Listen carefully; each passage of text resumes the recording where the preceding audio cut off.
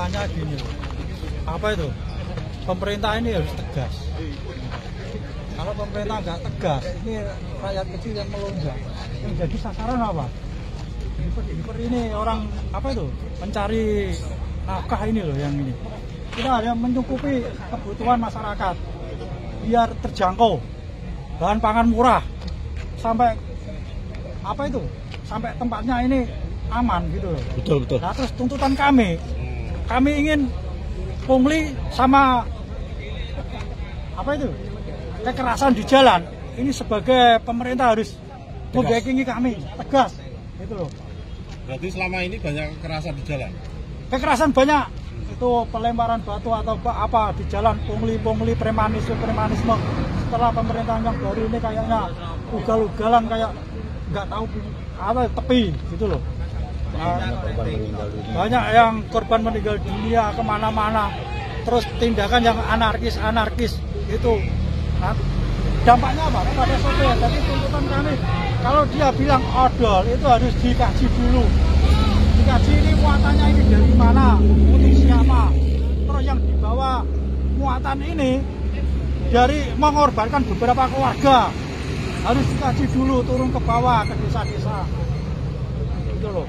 Jadi aturannya belum jelas itu? Ini belum jelas ini. Jadi gini, dia mandang apa itu, memandang ngomong aturan ini dia berkaca di kota-kota apa itu, kota-kota besar seperti di Jakarta yang bahan pangan murah dan apa itu nyari rezeki yang gampang, terus pabrik-pabrik ini. Kami yang di desa ini berjuang sendiri dan kami nggak merepotkan sama pemerintah, itu loh. Yang kami apa? Yang penting kami tertib aturan, bayar pajak. Ayolah kita bekerja sama-sama demi bangsa dan negara ini supaya bahan pangan ini murah, gitu loh. Kalau kita dipangkas odol kayak gini, terus pemerintah ngasih jaminan nggak? Jaminan apa itu? Pajak kami aja naik 1 juta lebih itu. Jadi untuk operasional udah nggak dapat. Solar mahal, apa-apa mahal. Jadi jangan dipandang sebelah mata terus dibilang katanya sopir ini enak, muatannya tinggi, ini mesti bayarannya banyak. Enggak, lihatlah yang duduk-duduk di sana itu, yang nggak mau kerja, dia hanya memikirkan otak sama dengkul, nggak sesuai. Seperti yang bikin aturan, nggak satu komando, apa yang dikatakan dari pusat nggak sesuai dengan realita yang di jalan. Nyatanya sekarang sosialisasi, tapi di jalan ada penindakan, itu udah nggak jujur, nggak sesuai. Tolonglah, kalau kami ini nggak melakukan aksi yang lebih besar lagi untuk bangsa dan negara ini, ayo kita bangun sama-sama, berjuang sama-sama. Seandainya ada aparat yang apa itu ngasih jaminan, Mas, pokoknya kamu kerja keras, nanti kamu biar jadi bos. Sekarang enggak, pemerintah mah melindungi bos-bos itu, si Basurya itu udah nggak masuk timbangan lagi itu, dilindungi pemerintah itu, gitu loh. Yang kau jadi korban rakyat kecil, gitu loh. Si Basurya surat 1 lembar nggak ada, kadang pajak 1 lembar buat mobil 6 biji. Itu yang ini tetap bayar pajak malah dipersulit.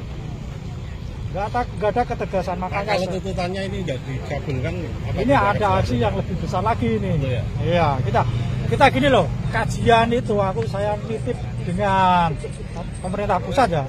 Nitip saya gini, kebijakan itu dikaji dulu lah. Oh ya, sumber muatannya ini dari mana? Melibatkan berapa keluarga. Seandainya dipangkas ini, keluarga siapa yang jadi korban, kan gitu. Sedangkan yang kerja di sana itu dia nggak mengantongkan tangan, ngandalin bantuan dari pemerintah. Dia peras keringat dan banting tulang. Korbannya adalah nyawa, gitu loh. Biar apa itu? Kita bisa muat lebih, itu biar harganya terjangkau. Saya selaku driver, ongkosnya juga naik. Yang jual barang, masyarakat yang beli pun terjangkau. Di sana barang yang kita kirim itu masuknya dari ke kalangan bawah, bukan kalangan atas. Dari tempat-tempat pelosok, orang biar beli besi atau beli punya uang 20.000, 50.000 bisa kredit, bisa apa, biar layaknya lah sebagai apa itu warga negara, biar keadilan sebagai apa ya dicita-citakan Pancasila ini terwujud. Ayo kita berjuang sama-sama, baru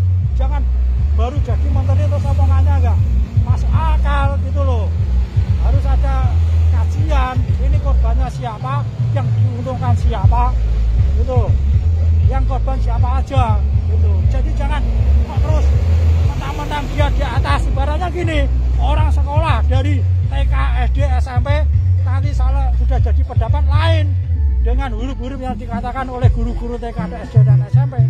Seakan-akan dia jadi raja, itu loh. Harus tengok ke bawah. Oh ya, saya asalnya dari mana?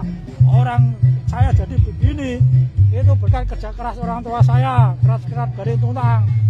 Jerih payahnya harus dicerna sampai atasan sana, bukan terus jadi pejabat terus seenaknya lupa akan jerih payah orang tuanya gitu loh. Ini kami dari desa, semuanya pasti merasakan. Jangan lupalah, saya nitip ke semua dan sampai ke presiden sekalian. Kalau presiden selaku aparat negara enggak ngasih jaminan kepada kami kayak gini, masyarakat akan berontak semua. Nama lengkap siapa Pak? Saya aktif. Sebagai? Ya. Warlap ya? Saya enggak sebagai driver. Driver ini ya? Dari ya. Jadi kalau tadi jenengan lihat apa? Menyebutkan ada kekerasan dan juga pungli itu dari aparat atau warga Pak? Atau sumber mana? Dari premanisme. Dari premanisme, dari aparat aja, dari warga aja. Baru ada intrusi kayak gini loh Mas. Itu apa itu? Aparat yang kantongnya bolong ibaratnya mencari kesempatan ini Pak. Gini urusannya, kalau nggak ada duit ya ini ya pungli-pungli merajalela. Jadi baru sosialisasi, bukan kita diarahkan, ngasih apa itu nasihat yang benar. Enggak, ini ada penindakan. Nah, setelah penindakan ini ya kesempatan lah bagi mereka melakukan razia di jalan gini-gini ya, menyalahgunakan apa yang katanya dari presiden lah, dari inilah. Aku nggak mungkin lah kalau presiden menyampaikan seperti itu, nggak mungkin. Jadi presiden pun apa itu mesti ngasih keputusan pun dia harus apa itu mesti nggak mungkin sekonyol ini.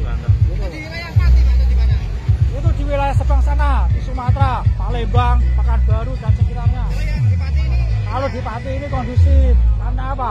Kita sama aparatnya itu sinkron, kerja keras. Jadi apa? Memajukan, ayo kita bareng-bareng memajukan kota, wilayah. Biar tercapai wujud dari kebangsaan ini. Gitu loh. Artinya ini tetap menolak kebijakan penerapan model ini. Aduh, kita menolak. Karena apa? Belum Dampaknya. Belum apa itu? Nampaknya belum sampai lah ke kalangan ini. Bahan pangan gimana?